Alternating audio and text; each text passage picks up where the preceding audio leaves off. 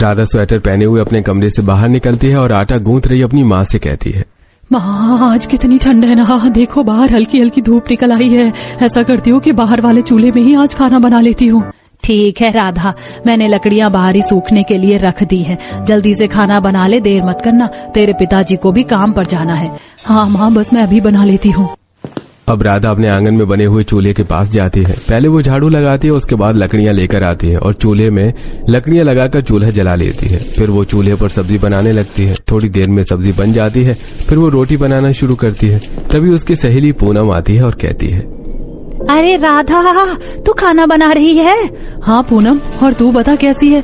यार मैं तो अच्छी हूँ, लेकिन तुझे पता है कि आज हमारे गाँव में मोहन चाचा के घर गैस चूल्हा और सिलेंडर आया है। राधा डर जाती है और कहती है, यार पूनम, तू मुझसे गैस और सिलेंडर की बातें मत किया कर, मुझे बहुत डर लगता है। राधा भूल भी जा उस बात को, लेकिन तू मुझसे ये सब बातें मत किया कर। ठीक है बाबा, नहीं करूँगी। अच्छा ला, मैं तेरे साथ रोटी बनवा लेती हूँ। ठीक है, ये ले। पूनम राधा के साथ रोटियां बनवाती है। उसके बाद पूनम चली जाती है। राधा चूल्हे के पास ही चटाई बिछाकर अपने माता पिता और अपने छोटे भाई के लिए खाना लगाती है। सभी लोग खाना खाते हैं। तब राजू कहता है, दीदी चूल्हे के पास खाना खाकर कितना अच्छा लगता है ना, ठंड भी नहीं लगती और ये गरम गरम चाय, मजा आ गया। हाँ राजू तो सही कहता है। सभी लोग खाना खाते हैं। तभी ममता कहती है, राधा बेटा, तुम्हें पता है ना कि आज रात मुखिया जी की बेटी की शादी है और हम सबको वहाँ चलना है। और जी आप भी मत भूलना, जल्दी घर आ जाना। हाँ ममता, अच्छा किया जो तुमने याद दिला दिया। मैं जल्दी आ जाऊंगा। हम सभी रात को मुखिया जी के यहाँ की शादी में चलेंगे। अब रात को सभी लोग तैयार होकर मुखिया जी के घर मुखिया जी की बेटी की शादी में पहुंचते हैं। राधा वहाँ पर अपनी सहेलियों से हंसकर बातें कर रही थी। उस शादी में अनिल भी अपने परिवार के साथ आया हुआ था। अनिल राधा को लगातार देख रहा था। तभी अपर्णा कहती है, क्या बात है देवर जी, मैं देख रही हूँ कि उस लड़की से तो आपकी नजर ही नहीं हट रही है। भाभी देखो ना, वो लड़की कितनी सुंदर है और उसकी हंसी कितनी प्यारी है। भाभी, मुझे तो वो लड़की बहुत पसंद आ रही है। चलो शुक्र है भगवान का कि आपको कोई तो लड़की पसंद आई देवर जी। मैं अभी माँ जी से जाकर बात करती हूँ और उस लड़की से आपका रिश्ता पक्का करवाती हूँ। ये सुनकर अनिल खुश हो जाता है और उसके बाद अपर्णा अपनी सासू माँ के पास जाती है और कहती है, सासू माँ, उस लड़की को देख रही हो? देवर जी को वो लड़की बहुत पसंद है और सच कहूँ तो मुझे भी लड़की बहुत अच्छी लग रही है। हाँ बेटा, मैं भी उसे देख रही हूँ, लड़की तो सच में बहुत अच्छी है। ऐसा करते हैं कि शादी निपटा कर हम कल सुबह उसके घर चलेंगे और रिश्ते की बात कर लेंगे। अगले दिन सुबह ही मुखिया जी से राधा के घर का पता पूछकर सभी लोग राधा के घर जाते हैं। तब राधा की माँ राधा से कहती है, राधा जा जरा चूल्हे पर सभी के लिए चाय और पोहा तो बना कर लिया। जी माँ। राधा बाहर चूल्हे पर चाय और पोहा बनाने के लिए चली जाती है। तभी अनिल की माँ ममता से राधा के रिश्ते की बात करती है। ये सुनकर ममता बहुत खुश हो जाती है और कहती है, बहन जी, आप जैसे अच्छे घर में मेरी बेटी बहू बनकर जाए, इससे अच्छी बात हमारे लिए क्या हो सकती है। हमारी तरफ से रिश्ता पक्का समझिए। राधा भी चाय पोहा लेकर आती है और सभी को खिलाती है। इस तरह राधा और अनिल का रिश्ता पक्का हो जाता है। अब दोनों घरों में शादी की तैयारी होने लगती है। 2 महीने के अंदर ही दोनों की शादी हो जाती है और राधा दुल्हन बनकर अपने ससुराल आ जाती है। गृह प्रवेश के बाद राधा बहू अपने कमरे में जाकर आराम कर लो, अपर्णा बहू तुम्हें तुम्हारे कमरे तक छोड़ देगी। अपर्णा राधा को उसके कमरे तक छोड़ती है और कहती है, राधा किसी चीज की जरूरत पड़े तो मुझे कॉल करना।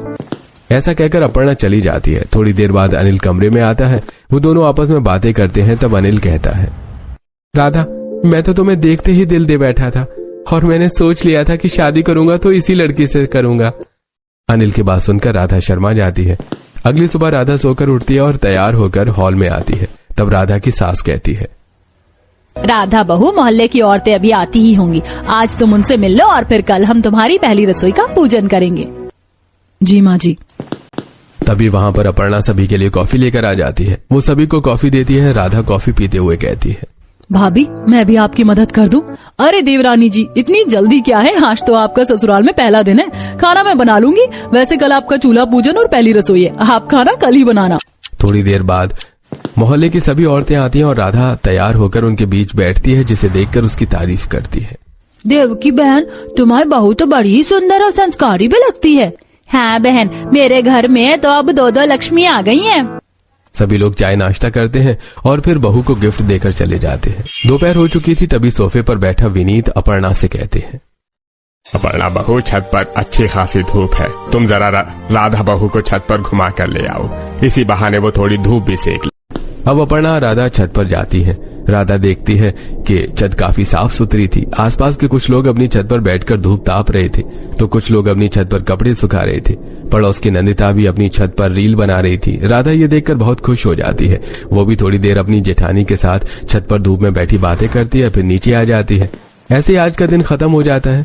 अगले दिन सुबह अपर्णा राधा के कमरे में आती है और कहती है, राधा तुम जल्दी से तैयार होकर रसोई में आ जाओ, आज तुम्हारा चूल्हा पूजन है। जी भाभी। अपर्णा की बात सुनकर राधा मन में सोचती है, अच्छा, इसका मतलब है कि मेरे ससुराल में गैस नहीं है बल्कि चूल्हा इस्तेमाल होता है। मैं तो खामखा डर रही थी, चूल्हे में खाना बनाने में तो डर की कोई बात ही नहीं है। अपर्णा ऐसा कहकर चली जाती है। राधा नहा धोकर तैयार होती है और रसोई में जाती है, जहाँ पर अपर्णा उसे आरती की थाली देते हुए कहती है, राधा ये लो आरती की थाली और चूल्हा पूजन करके खाना बनाना शुरू करो। राधा आरती की थाली लेती है और गैस के पास जाती है। वो जैसे ही गैस को देखती है तो उसके हाथ कांपने लगते हैं और राधा घबराने लगती है। थोड़ी ही देर में आरती की थाली उसके हाथ से छूट जाती है और राधा चीख मारती है। फिर राधा रसोई से बाहर आती है। सभी लोग राधा का चिल्लाना सुनकर वहां इकट्ठा हो जाते हैं। तब कपिल कहता है, क्या हुआ राधा, तुम इतनी घबराई हुई क्यों हो? भैया मुझे गैस से बहुत डर लगता है, मैं गैस पर खाना नहीं बना सकती। सभी लोग हैरान हो जाते हैं। तब अपर्णा सभी को समझाते हुए कहती है, दरअसल देवरानी जी के यहाँ पर चूल्हे पर खाना बनता है, उन्हें गैस पर खाना बनाने की आदत नहीं होगी, शायद इसीलिए घबरा गई। कोई बात नहीं बहू, तुम छत पर एक छोटा सा चूल्हा बनाकर वहाँ पर खाना बनाकर चूल्हा पूजन और पहली रसोई की रस्म पूरी कर लो। ऐसा कहकर सभी लोग वहां से चले जाते हैं। तब अपर्णा कहती है, चलो राधा, हम गार्डन से थोड़ी मिट्टी उठा लेते हैं और मैं चूल्हा बनाने में तुम्हारी हेल्प कर देती हूँ। तब वो लोग गार्डन में जाते हैं। वहां से चूल्हे के लिए मिट्टी और कुछ ईंटें भी उठाती हैं। वहीं सासू माँ बाजार से लकड़ियां लाकर राधा को दे देती है। अब राधा ईंटों को जोड़कर उसमें मिट्टी लगाकर चूल्हा बनाती है और फिर वो चूल्हा पूजन करती है। उसके बाद वो नीचे जाकर सारा सामान ऊपर लेकर आती है और लकड़ियां लगाकर चूल्हा जलाती है। फिर खाना बनाना शुरू करती है। राधा सबसे पहले तो सरसों का साग और लौकी का रायता बनाती है, फिर वो वेज पुलाव और कढ़ी भी बनाती है और अंत में वो गरम गरम मक्के की रोटियां बनाती हैं। उसके बाद राधा सभी लोगों को आवाज देकर कहती है, आप सभी लोग ऊपर आ जाइए, खाना तैयार है। सभी लोग छत पर आ जाते हैं। तब राधा चूल्हे के पास चटाई बिछा देती है और सभी लोगों के लिए थाली परोसती है। सभी खाना खाते हैं। राधा, तुमने तो बहुत ही स्वादिष्ट खाना बनाया है। भाई, चूल्हे का खाना खिलाकर तो तुमने मेरी दादी की याद दिला दी। ऐसे ही वो भी मुझे चूल्हे पर खाना बनाकर गर्मा गर्म खिलाया करती थी।